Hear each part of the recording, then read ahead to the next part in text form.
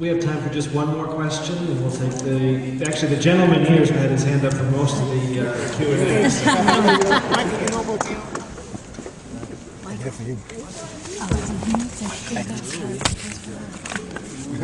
Actually, had it up for me. Hello, I'm Rebeiro.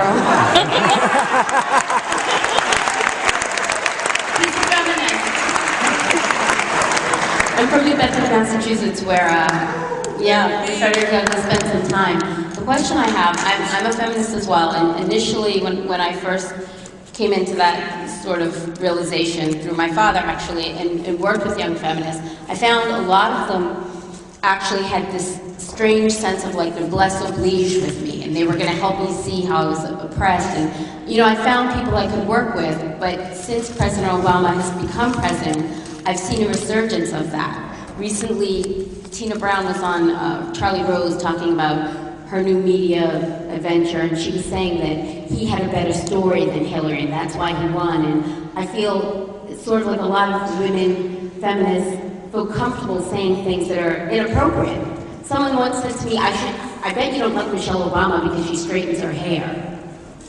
And it's just like, how do I work with people and sort of forge a sense of unity where really what I see is racism? Well, that's a really good question.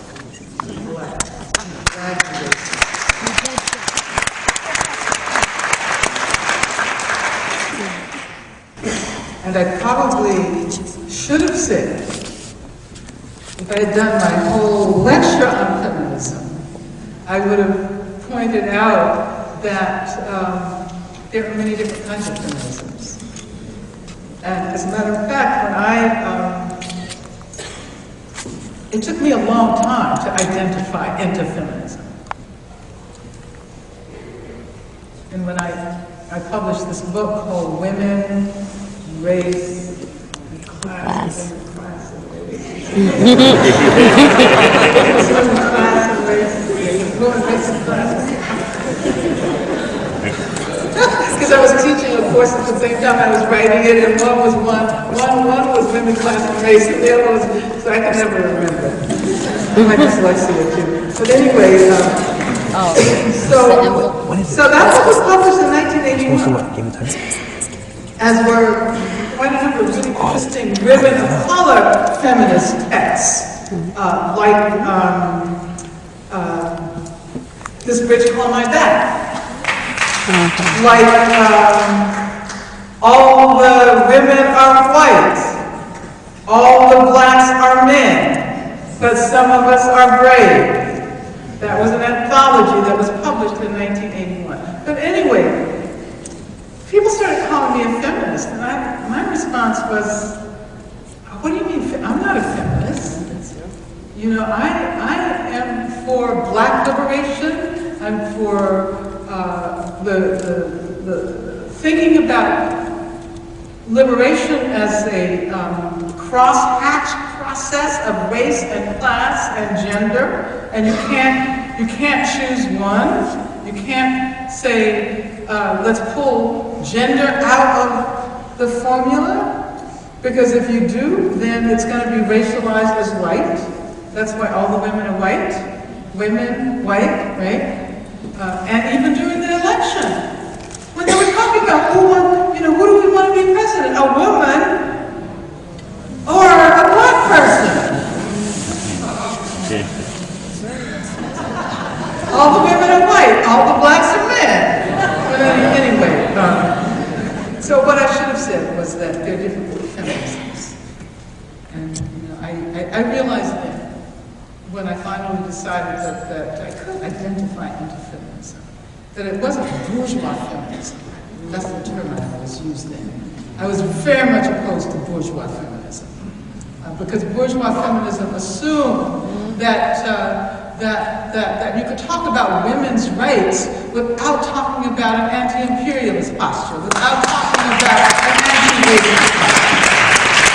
So my sense today is that the feminism that has been, this is 2010, and feminism has been shaped by women of color feminist scholars and academics.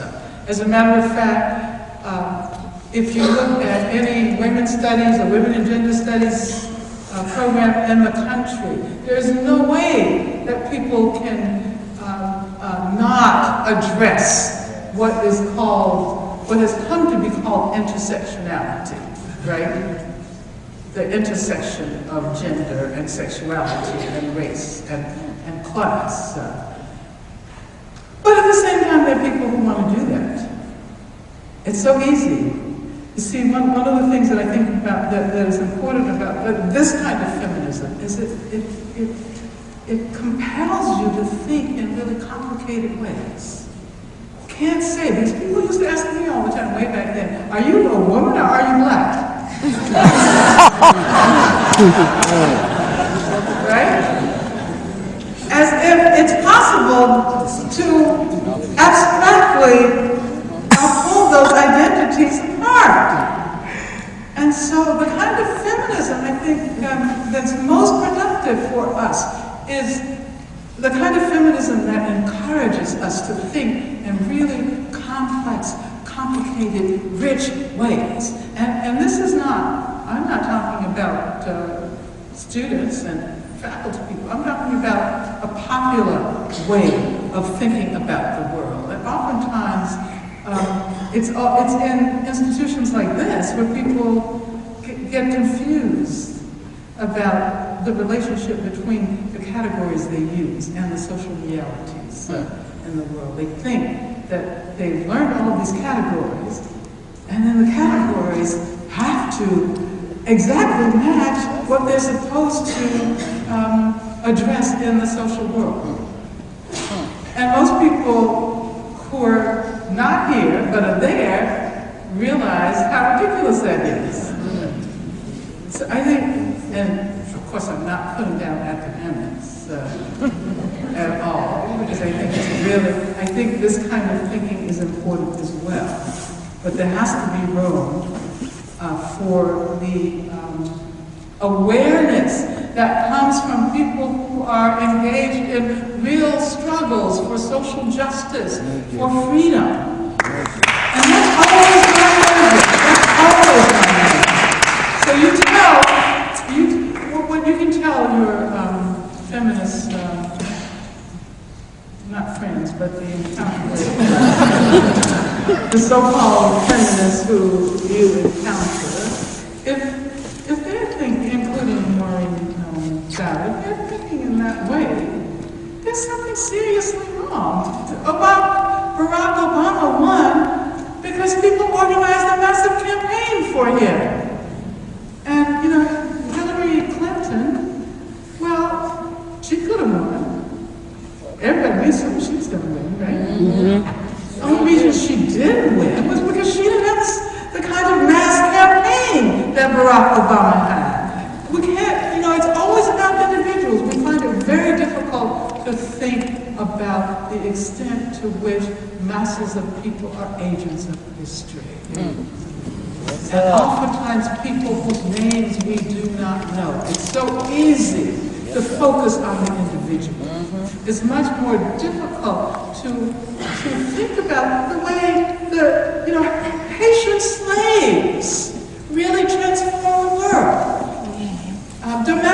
Black women domestic servants were the ones who were responsible for launching the civil rights movement with the Montgomery bus boycott. We only think about Martin Luther King, but it's those women whose names we don't know, to whom